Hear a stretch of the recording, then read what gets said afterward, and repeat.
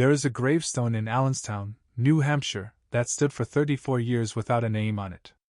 Not because no one cared. Because no one knew. It reads, "Here lies the mortal remains known only to God of a woman aged 23 to 33 and a girl child aged 8 to 10. Their slain bodies were found on November 10, 1985, in Bear Brook State Park. May their souls find peace in God's loving care." A community buried two strangers. Gave them a prayer. And then waited. They would wait through Reagan's second term. Through the fall of the Soviet Union. Through September 11th. Through 2 decades of forensic science advancing around this case without touching it. The stone did not change. The names did not come. 4 people were sealed inside industrial drums and left in the woods of a state park in New Hampshire. A mother. Her daughters. And a child who belonged to the man who killed them. It took genealogy, a librarian in Connecticut, a sheriff's deputy in California, and a woman who didn't know her own name until she was 22 years old to finally answer a question that had sat in those New Hampshire woods since the late 1970s. This is what 40 years of silence looks like. And this is how it finally ended. Where are you watching from today? Drop it in the comments. And if you're new here, subscribe before we go any further. Bear Brook State Park opened to the public in 1943. By the time the 1960s came around, it was drawing over 140,000 visitors every summer. 40 miles of trails through heavy forest. Ponds. Bogs. Marshes. Families from across Merrimack County came here. Kids ran through these trails. People set up camp and stayed the weekend. Allenstown in 1985 was a mill town. Around 4,000 people. Close to the Merrimack and Suncook rivers. The kind of place where people recognized each other at the gas station. The kind of place where a state park felt like a backyard. November 1985. Reagan had just won his second term. The Cold War was still a low hum in the background. People worried about nuclear war and the economy. What they did not worry about, what they had no reason to worry about, was whether a family had been murdered and hidden in the woods they hiked through every autumn. There was no internet. No DNA database. No codes.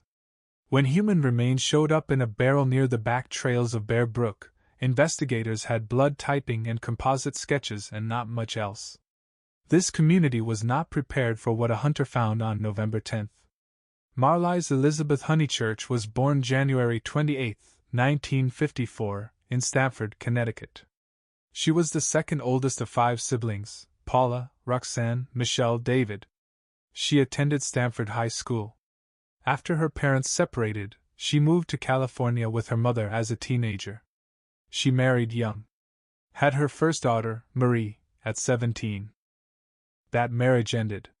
She remarried in 1974. Had her second daughter, Sarah, in 1977.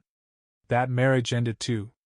Marlyse was 24 years old, twice married, twice divorced, and raising 2 daughters when she met a man named Bob Evans.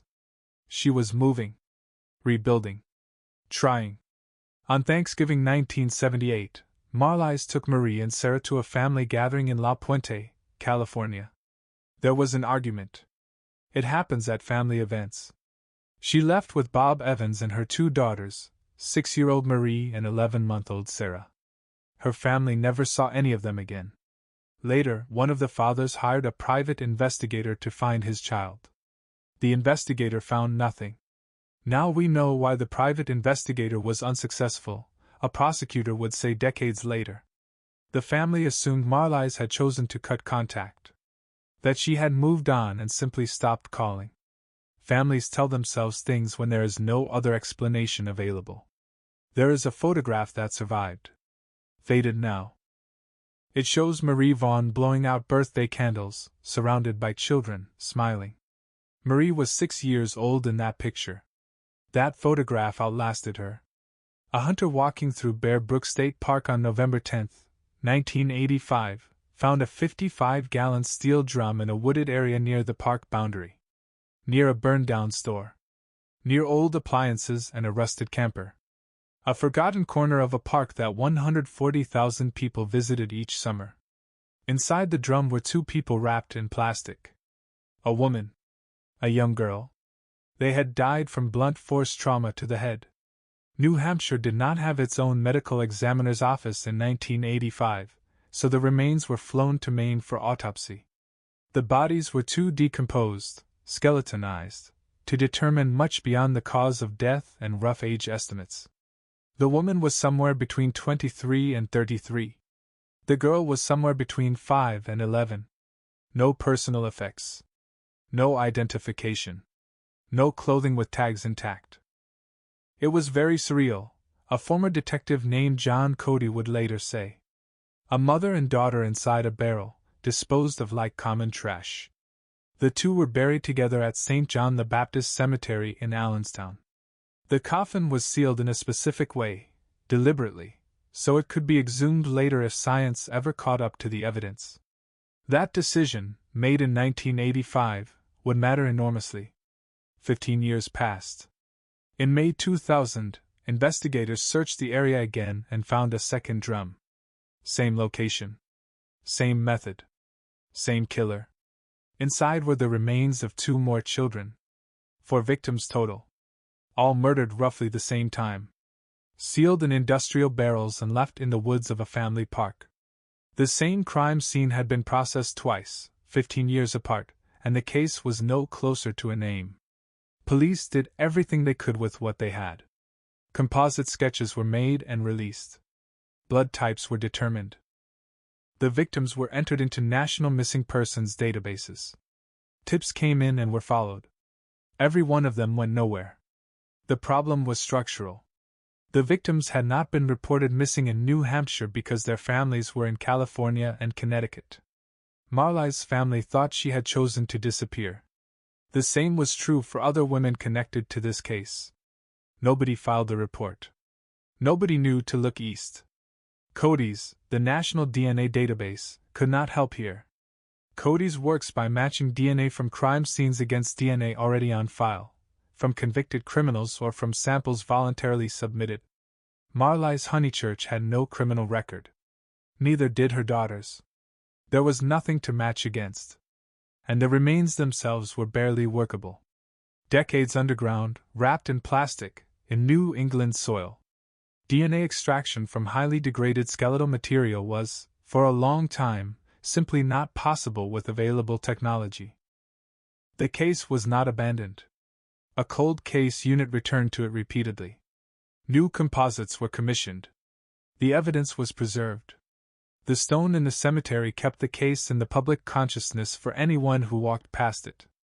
But by 2010, there were still no names. And the man who knew all of them was dying in a California prison. Terry Rasmussen, the man who called himself Bob Evans in New Hampshire, had been moving across the country for 3 decades by the time investigators had 4 unidentified bodies. In 1984, he was working in California as Curtis Kimball.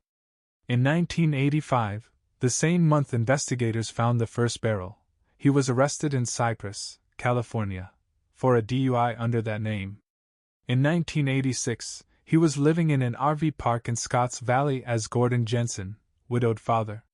He abandoned a 5-year-old girl there and moved on. New name. New city. New family. Every few years, a new life built on top of the wreckage of the last one. Marlyse Honeychurch's siblings, Paula, Roxanne, Michelle, David, grew older without knowing if their sister had chosen to leave them or if something had happened to her. A relative posted on an ancestry message board around the year 2000 looking for Marlyse and her daughters.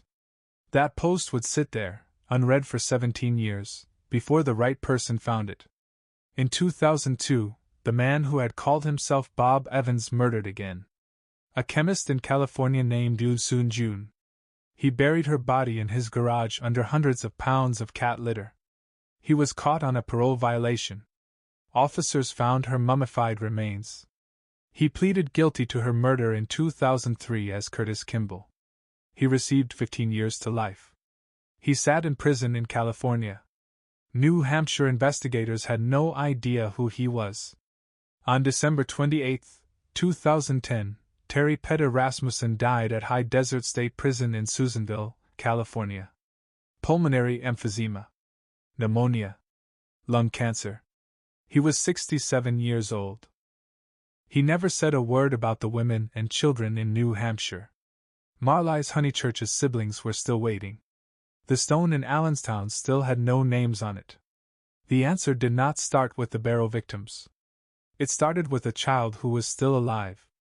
In 1981, a woman named Denise Bowden disappeared from Manchester, New Hampshire, with her 6-month-old daughter and her boyfriend, a man named Bob Evans. Denise was never reported missing. Her family assumed she had left for financial reasons.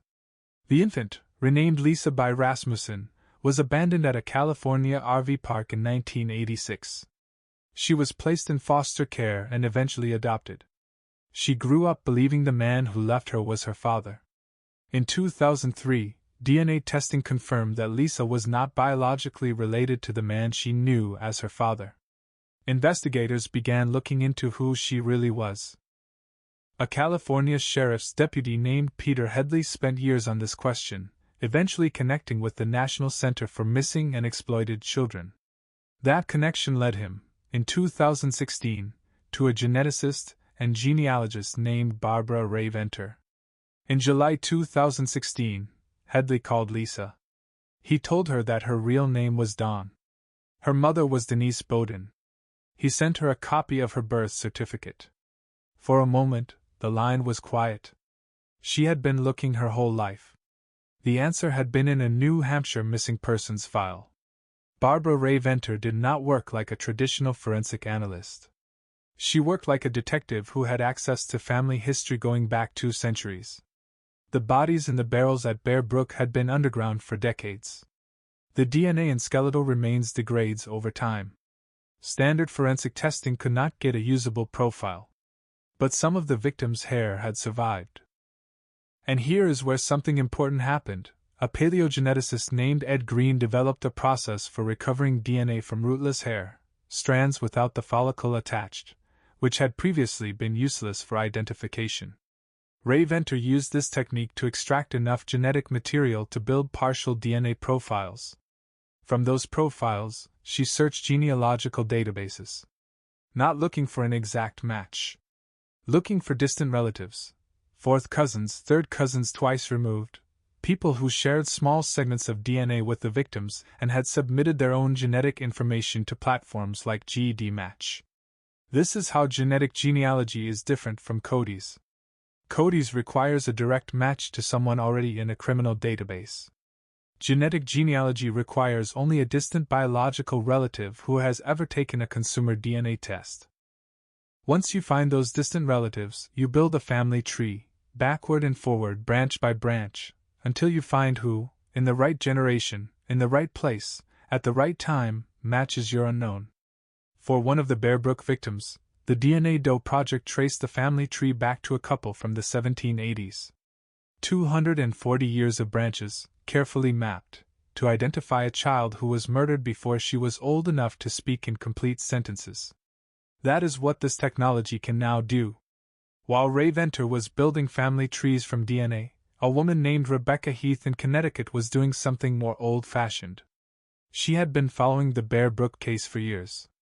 In late 2018, after the Bear Brook podcast brought the case to a wider audience, Heath went back to a lead she had previously set aside. Through online messages, a family member mentioned that their relative had last been seen with a man named Rasmussen. Heath cross-checked the name. Her hands were probably shaking. She submitted the tip to law enforcement on October 12, 2018. Within weeks, independently and through completely different methods, Ray Venter's DNA analysis had arrived at the same family. Marlyse Elizabeth Honeychurch. Identified 40 years after she was murdered. Terry Petter Rasmussen was born December 23, 1943, in Denver, Colorado. He left high school to join the Navy. Married. Had 4 children. By the early 1970s, he had been arrested in Arizona. In 1975, arrested again for aggravated assault. His wife took the children and left. He drifted east. In New Hampshire, He was Bob Evans, an electrician at Wambach Mills in Manchester. His supervisor at that mill owned the land adjacent to Bear Brook State Park, the land where Rasmussen put the barrels. He did not kill strangers. He inserted himself into families. He built relationships over months and years. He learned names and routines and the ordinary details of people's lives. And then, when something shifted, when he felt like moving on, or when he was threatened, he killed them, packed them into drums, and found a new name and a new city and a new family to start over with.